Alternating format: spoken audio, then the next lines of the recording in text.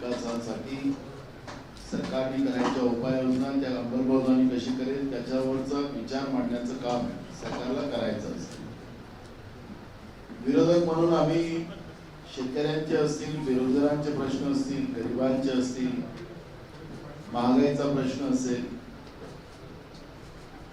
बॅकलॉगचा प्रश्न असेल, या सगळे प्रश्न आम्ही सातत्याने विधानसभेमध्ये लावून धरले।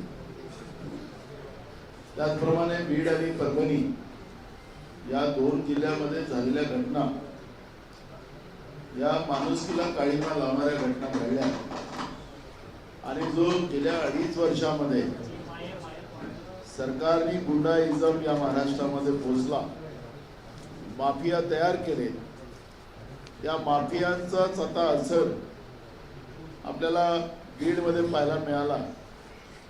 आणि पोलिसांना सुद्धा ज्या पद्धतीनं सरकारच्या इशाऱ्यावर कायद्याला बाजूला सारून काम करायच्या ज्या सवयी पाडल्यात, त्यामुळे पोलिसांमध्ये सुद्धा एक प्रकारचा गुंडाराज आला आहे का हा प्रश्न आता जनतेच्या समोर निर्माण झालेला आहे। परभणीमध्ये झालेली घटना ही पोलिसांच्या आणि विशेष करून सरकार प्रायोजित आहे काय हा प्रश्न आम्ही विधानसभेमध्ये निर्माण केला। कारण की एखादी घटना ज्यावेळेस अशा पद्धतीची होते ती तातडीनं तिला लोकांचं समाधान करून त्याच ठिकाणी ती घटनेला लोकांची डोकं शांत करून तो विषय संपवला पाहिजे।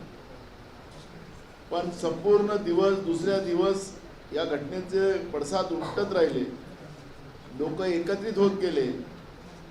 4 तासाच्या वर एखादी घटना प्रक्षोभित होत असेल आणि पोलीस त्याच्यामध्ये मुद्दामून लक्ष करत नसेल, जिल्हाधिकाऱ्यांच्या कार्यालयावर जेव्हा महिला गेल्या त्या ठिकाणी समाधान उत्तर मिळालं नाही आणि त्याच्यानंतर जो उद्रेक वाढत गेला आणि पोलिसांनी जो कोम्बिंग ऑपरेशन केलं त्यामध्ये एका लॉच्या विद्यार्थ्याचा सोमनाथ सूर्यवंशी नावाच्या एका तरुण पोरांचा मृत्यू झाला, पोलिसांच्या कस्टडीमध्ये झाला।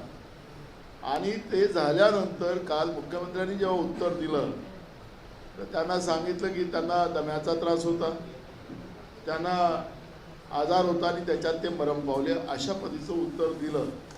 म्हणजे पोलिसांना पाठीशी घालण्याचं काम, अत्याचार करणाऱ्या पोलिसांना पाठीशी घालण्याचं काम एका सब इन्स्पेक्टरचं फक्त निलंबन केलं, मग SP ला का सोडलं?